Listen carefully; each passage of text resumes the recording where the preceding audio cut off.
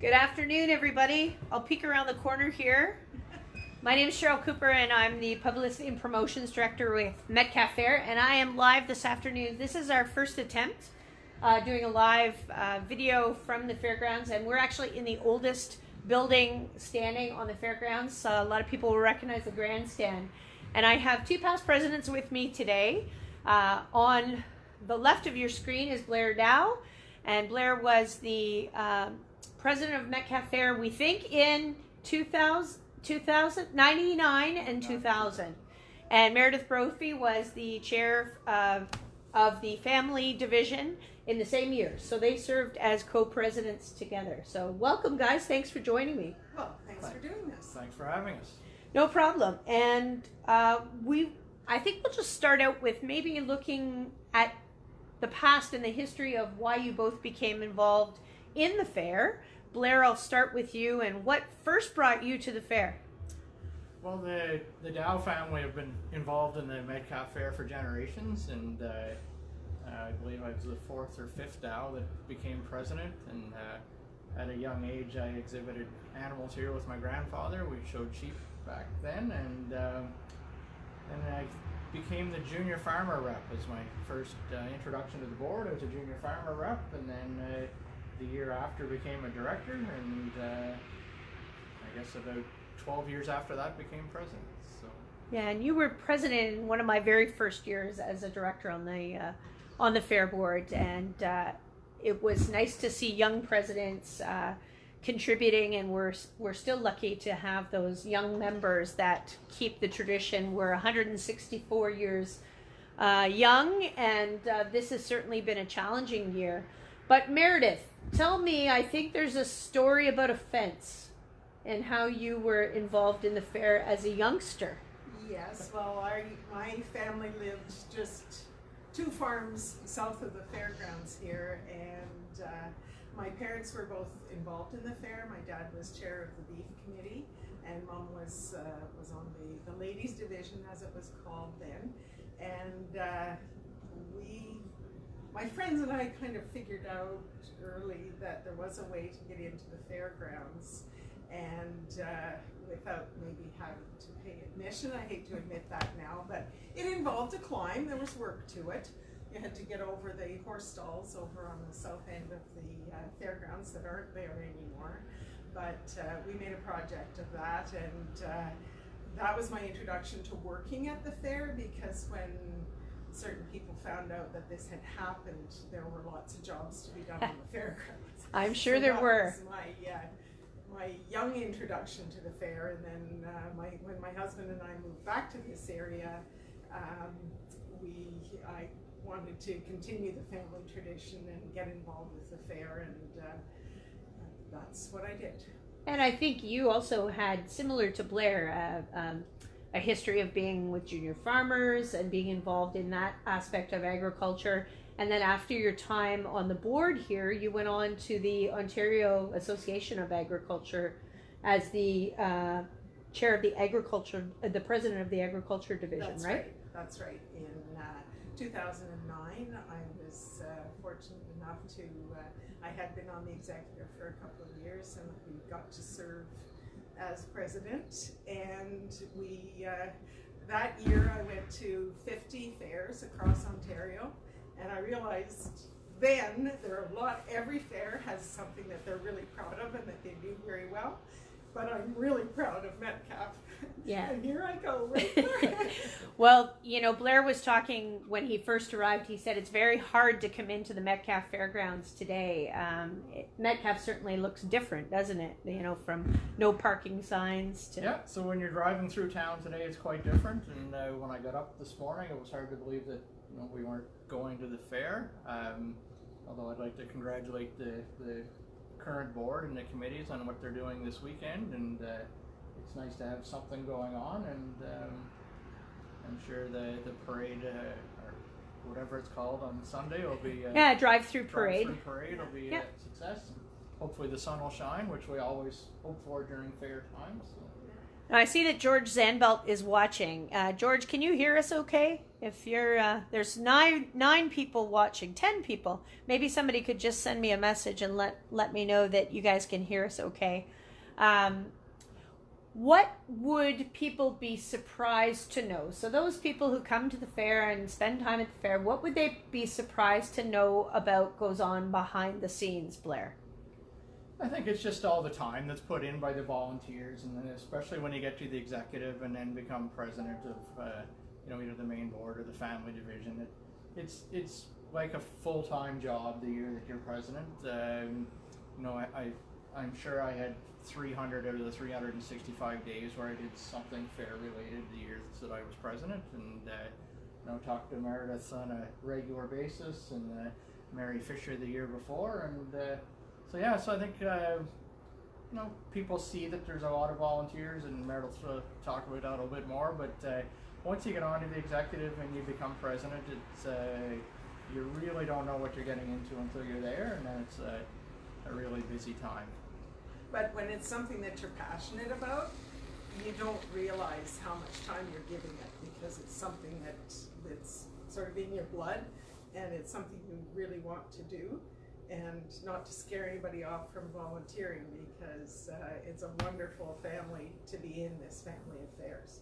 Yeah, and I think that most of us have an association with the fair because of our own family's background in the fair. And I grew up, my mom was a member of the family division, chair of the homecraft division, and I wanted to give back as well. You can hear some noise in the background. Mr. Bobby B is setting up the movie night for... Do you want to check your phone, Meredith? No, you're just going to leave it. Somebody's telling you you're live on Facebook. That's not my phone. What is one of your most memorable Metcalfe Fair experiences? I'll start with Meredith this time. Okay, well, the year that Blair and I were co-presidents in 2000, we had the RCMP musical ride here, and it was taking place back what we now call the Derby Pit. That's right. And it was about as cold a night as we've had in Metcalfe Fair history, very cold, and on the stage, and Mrs. Cherry was taking the actual salute from the RCMP, but I like to think that we were kind of saluted as well, and that I really enjoyed that evening. That, now that you brought that up, that was the very first year I was in charge of the opening ceremonies, and I got Reg Gamble to come and be the MC, and he talked about that for years, that I made him come out to Metcalfe in a kilt. And it snowed that night. It did. So that was a great event, though. And you're right, Mrs. Cherry was the wife of Dr. Cherry from Osgood, and had looked after the RCMP horses for many years. So we tipped our hat to that family to take the opening salute. How about you, Blair? What is your most memorable experience? Well, I think I have it narrowed down to two. So okay. If I can break the rules, I'll sure. start with two. The first one in 2000, Brent Little and the Antique Committee that George Ambot was on as well, helped me get my grandfather's W4 restored and ready to come to the fair, and it actually pulled right in front of this grandstand that we're sitting in now. So, that was great to get it down here and have that experience the year that I was president. So I think it was Sunday morning we did that, and it was here for the weekend, which was great. And I'd say the second one was the Kelly family had me ride on a heavy horse hitch on Saturday night in the grandstand, and for those that come to the fair and the horse show, it's always packed. And for me, that was a real memory as well, because Mike Kelly and Denise helped organize that, and I rode with Lawrence Kelly and got introduced to the president of the fair, and horses were something that I wasn't very used to, and I was very surprised how high you were on the wagon and how big the horses were and everything else. Right. And just the whole, seeing everybody in the stands, and there's never a seat available in there, and that was...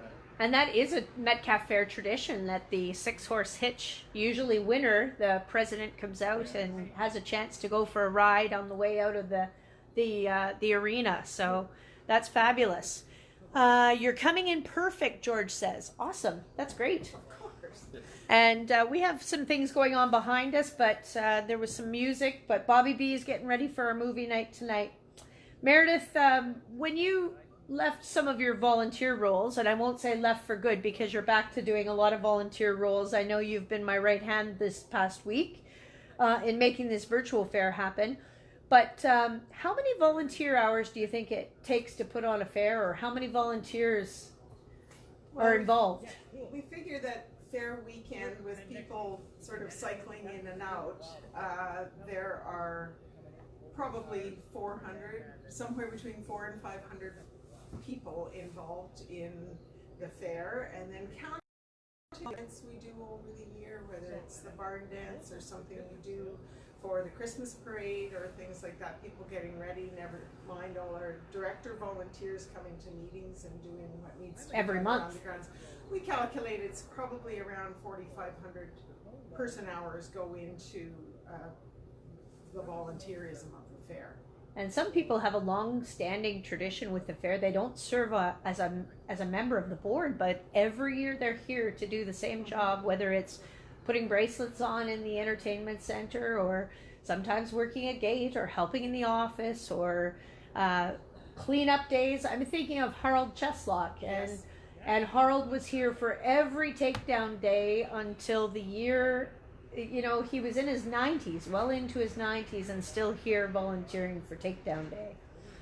All right, let's talk about how has the fair changed over your lifetime involvement with the fair. Blair, I'll ask you first. What has changed? Well, I think just the every year there's new activities are added. I don't know the date, but I think the Demolition Derby was added about 25 years ago. Maybe, I'm not sure, but out there, yeah. You know, so I think Betty Eastman was the president. Yeah, and like it's been very successful. You know, there's been events like the grass drags for snowmobiles, and things keep getting added.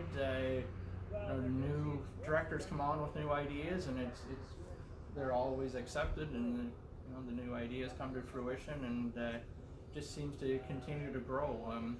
If you look at the buildings on site, it's a huge one. You know, I can remember the old sheep, and I guess it was the old sheep and pig barn in the day. And if you look now, there's the big show pavilion there, and the entertainment center, and so it changes, although to a certain extent, it stays true to its agricultural roots, and it's great to see that there's still a really good beef show and the different livestock shows. So. Now, some of you may hear a big truck with air brakes in the background. That's Tomlinson's. Tomlinson has just pulled in, and they're bringing some equipment that is going to be used for our drive-through on Sunday. And Meredith, maybe you could just tell a little bit about what the drive-through is going to look like. You worked on the map. I did, and thanks to the people that have pulled together the various segments of the drive-through, we're going to have essential workers will be part of the displays, and then classic cars and trucks as well. And then as you drive through, you'll come around, and pretty much where you usually see all the antique agricultural equipment, tractors and other equipment, that's where they're going to be on Sunday. So that's Sunday at noon. At noon, from noon till 3, you can come. And please come to the main gates, the big stone gates at the front on Victoria Street, right across from the hospital, and proceed in through the, I can't really compete with the Kenworth, but here I go. You drive through between the lion's den and the grandstand, and it'll become obvious the route of the reverse parade that we're having. And again, thanks to the people that have pulled it together, and also the people that are bringing vehicles for display. It's going to be a great community event. And that's what the idea was when we decided to sort of reimagine the fair this year, was to give the community some community experience without them having to spend a great deal of money, and where we could still keep everyone safe. Well, and I think that, we've talked about this community supporting us for 164 years, and how we want to be able to continue to give back to them and this has been a tough year for everybody, and we're just glad that we can have a few very safe events for people to participate in.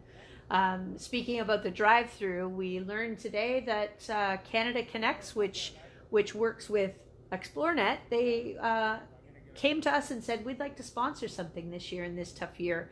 We all know that ExploreNet and internet services are huge this year. Everybody's working from home, and they came to us and said, how can we help? So thanks to them for that sponsorship.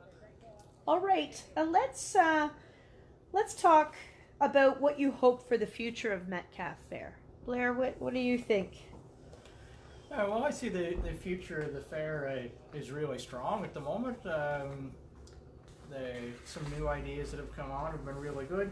I hope to see that the agricultural component stays important as a key feature, not only for competitions, but just for an opportunity for people to come and see the different species of animals and talk to some people that raise them and that type of thing.